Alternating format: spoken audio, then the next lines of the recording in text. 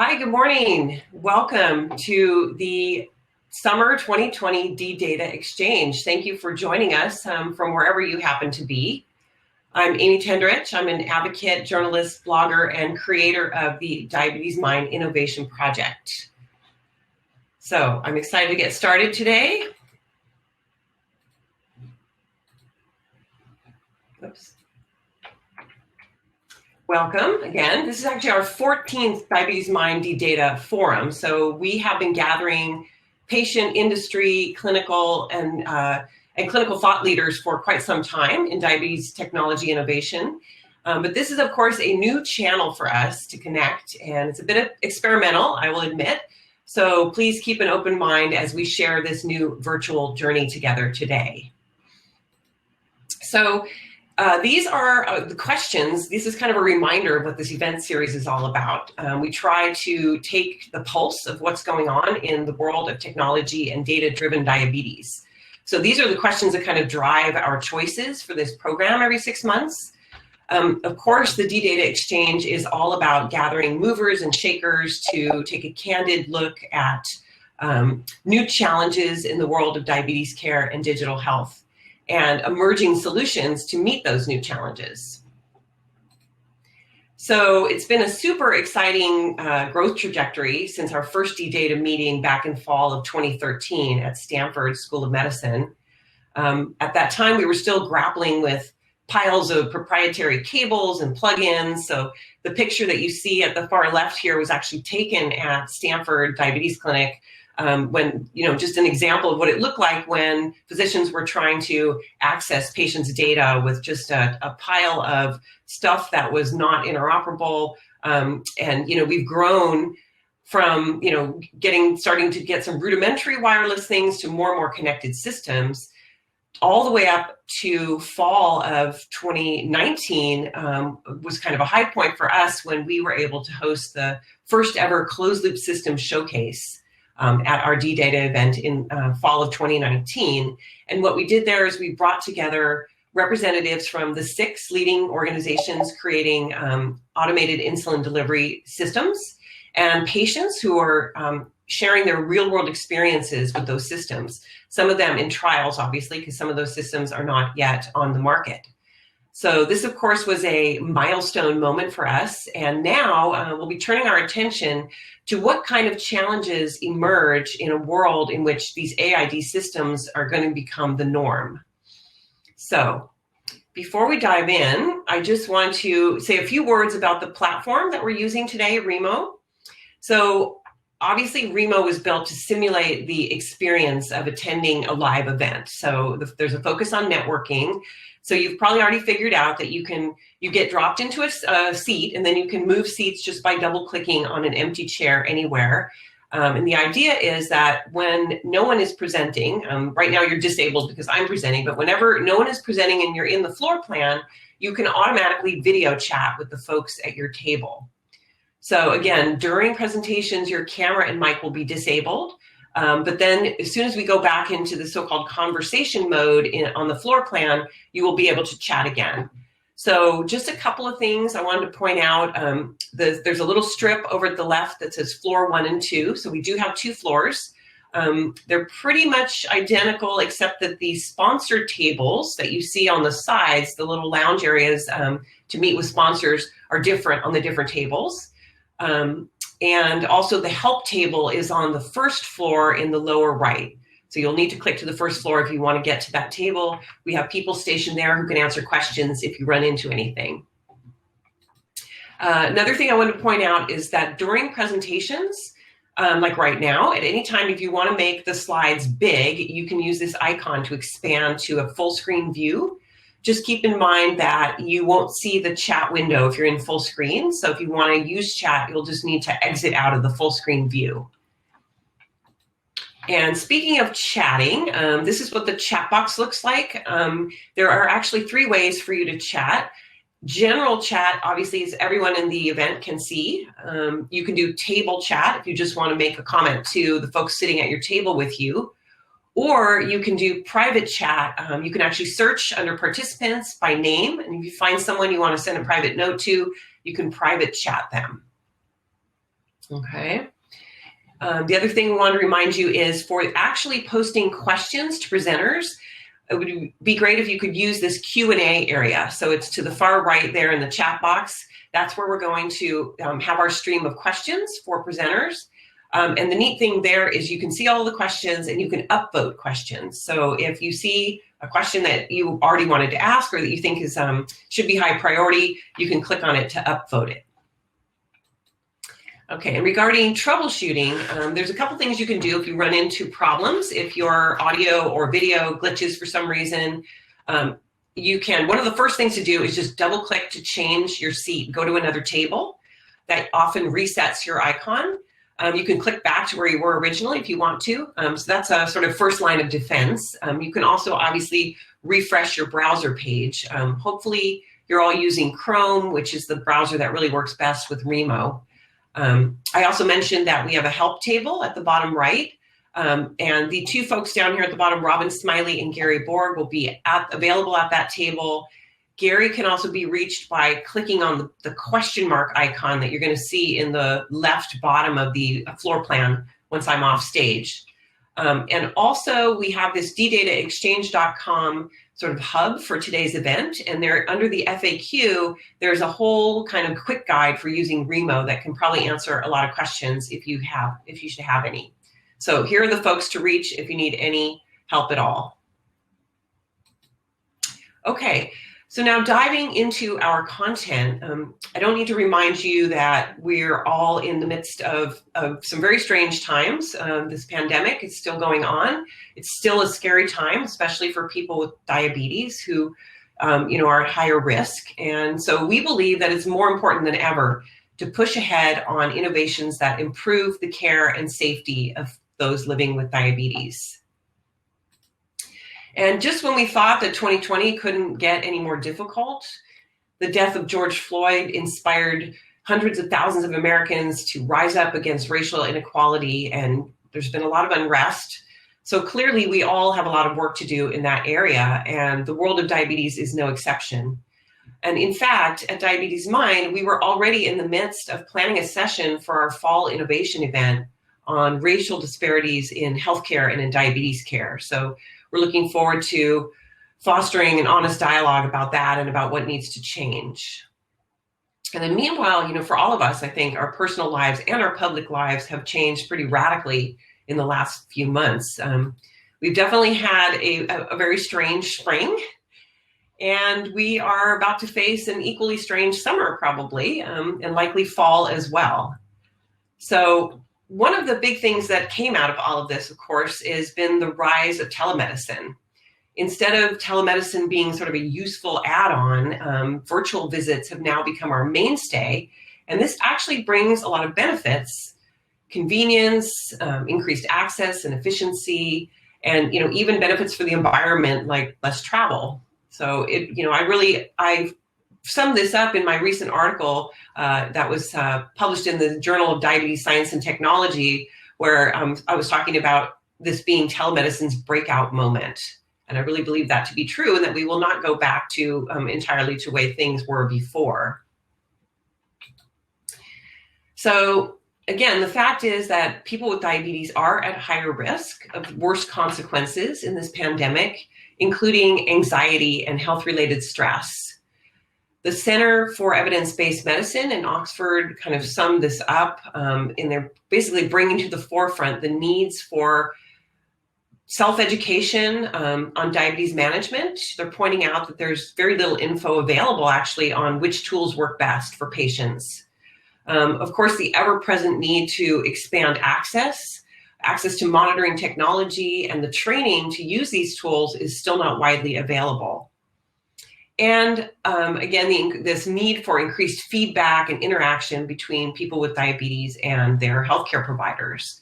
So these three items at the bottom here are definitely quite relevant to the hot topics that we're going to be diving into today. So we're going to be addressing self-education, access, increased feedback between providers and patients, of course, what is happening, what is new with the We're Not Waiting Do-It-Yourself community. And we're going to take a deep dive into the commercial automated insulin delivery systems that are on the market.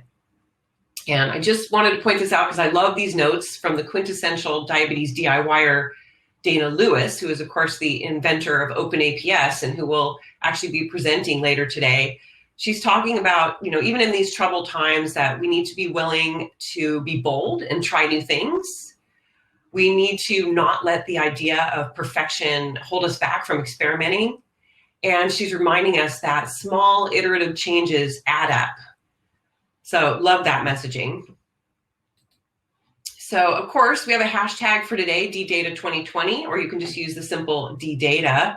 I just want to again remind you about this information hub, DDataExChange.com, that has today's agenda. It has the whole program with the bios of the speakers, etc., and information on the Remo platform.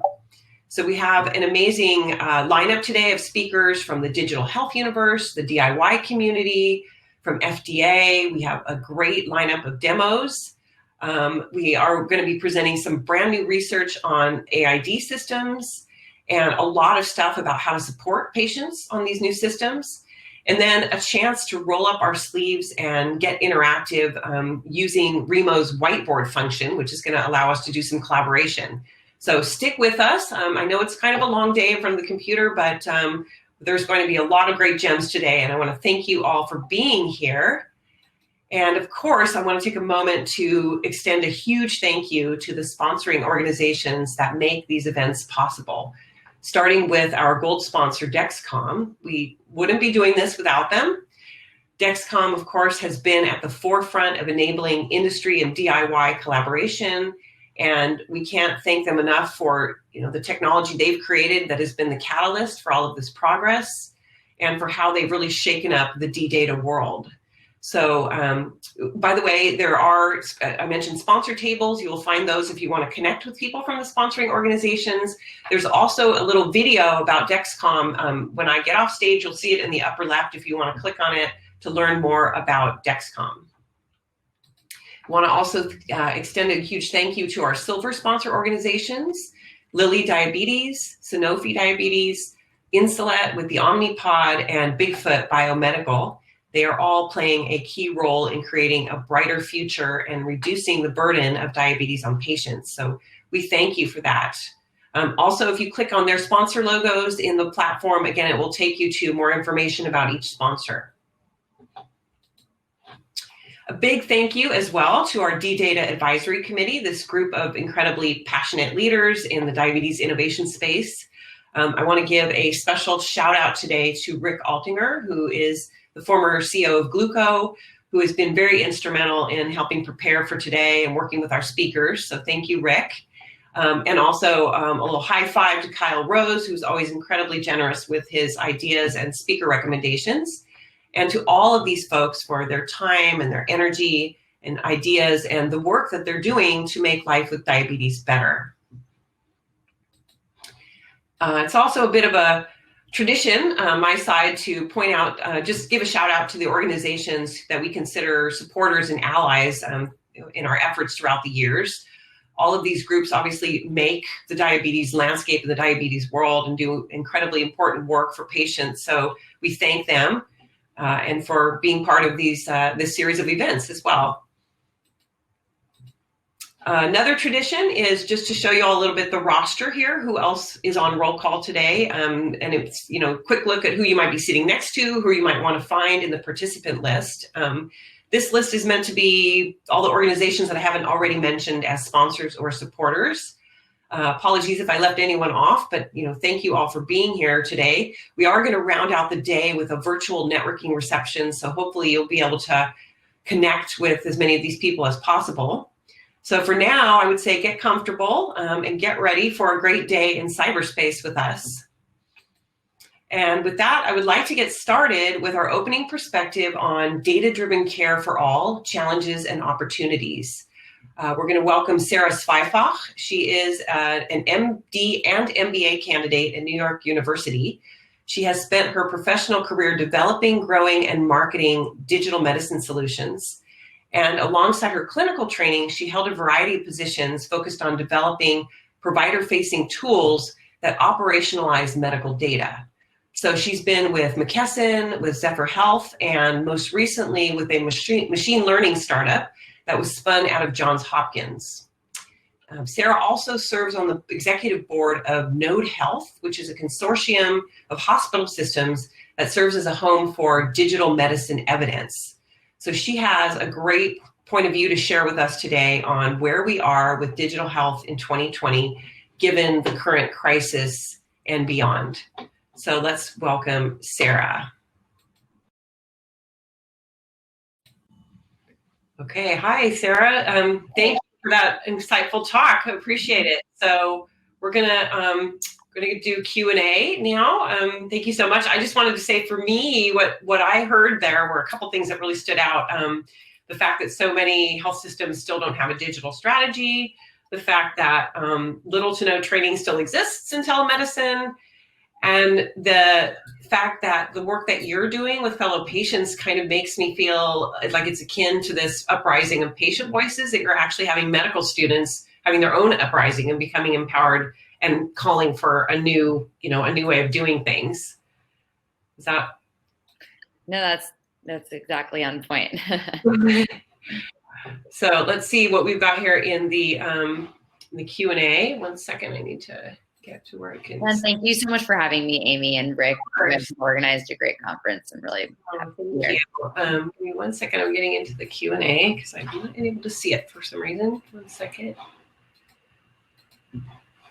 Let me just. I got it up. You got it up? Okay. Can you see it? Because I'm having issues. Yeah. So I can just, yeah.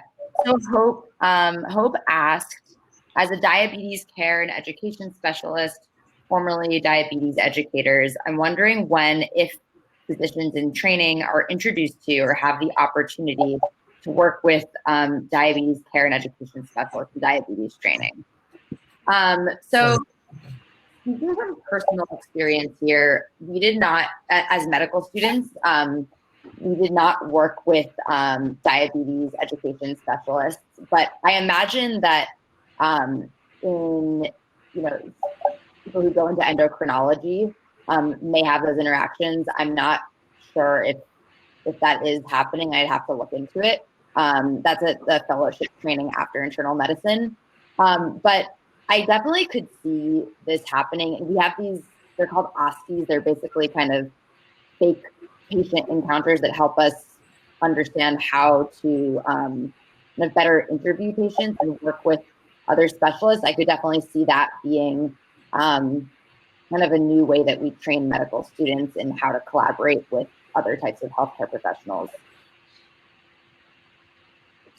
I see a couple people asking about timing of like when, at what stage does it make sense to bring in this sort of telemedicine training in med school?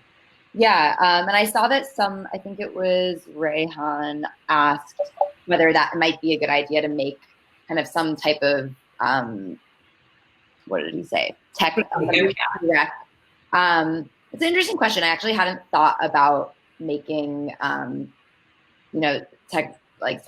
part of technology, part of a prereq for medical school. I wouldn't think that I would want it to kind of keep anyone from going into medicine who didn't have a interest in technology. But I do think that Rand raised an interesting point that there's just the curriculum's already so compressed that I think that it makes sense to kind of encourage, as I was saying in the talk, flexibility in curriculum so that people can have practical experiences. But I also do think that in addition to those practical experiences, working with engineers or industry, we need to incorporate kind of didactics into the preclinical curriculum, which are the first 2 years of medical school.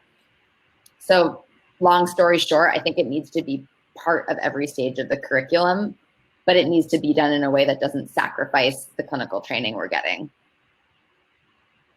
Okay. You could pick here, but I like this one. So somebody is asking, since pharma companies are becoming increasingly digital as well, what role do you think they should play in helping physicians become more open to digital health? So, I mean, this is an interesting question because pharma companies they're becoming digital in a lot of different ways. They're becoming digital in that they're using technology to automate certain processes in clinical trials, but they're also starting to work with digital therapeutics companies and create digital therapeutics.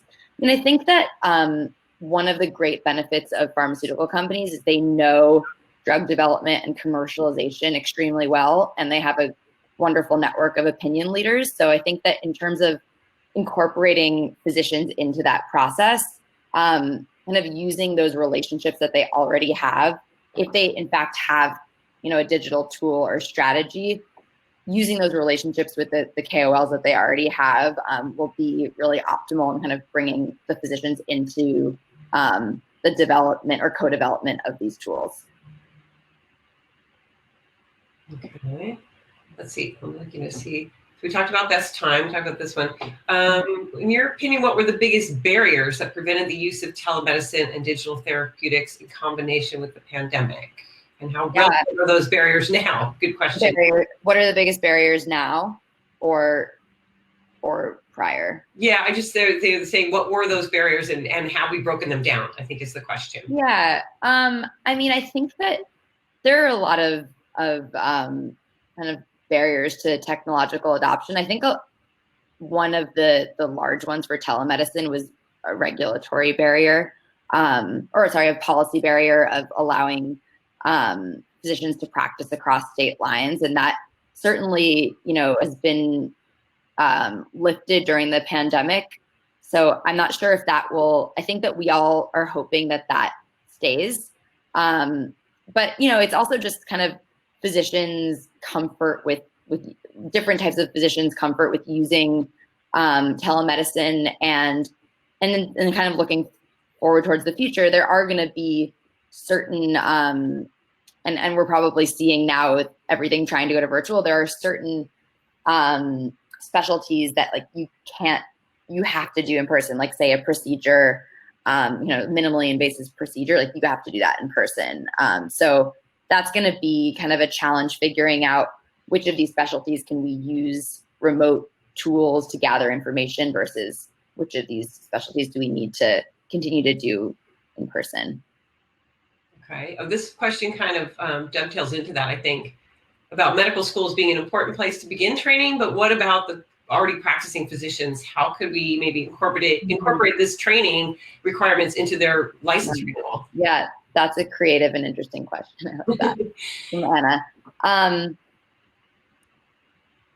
I mean, there is kind of continuing education, CMEs that physicians get credit for doing from their institutions are required to do. I think that this type of thing is much easier for physicians that are part of an academic medical center, and there is that continuing education going on. The senior clinicians are working with the residents, and we see that even now. I mean, when I did an emergency medicine rotation, I saw the younger clinicians and students teaching older clinicians ultrasound, and you could kind of see that happening in academic medical centers. I think it's going to be harder to incorporate that type of training into practices that are kind of external to those bigger institutions where this coursework is happening all the time.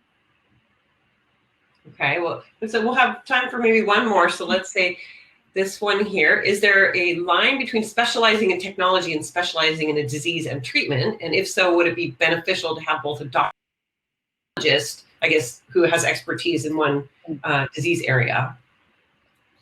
Yeah, just clarifying this, is there a line between, meaning like, saying, is the idea to just train the doctor to know all about the technology, or would you have like a cancer technologist or a diabetes technologist alongside an endocrinologist? Yeah, I mean, I think that, this applies to kind of any scenario in which you have two people that have different expertise. I think that the best way to kind of drive, to like have success in treating a disease that has a technological component is making sure that the person, like the doctor, for instance, they don't have to be the expert in technology, but they have to understand like what, they have to like kind of understand the language and understand how to work with a technologist. But I would say that I think it's going to be really rare that you find someone who's an expert in, and we all know those people who are kind of these diamonds in the rough. But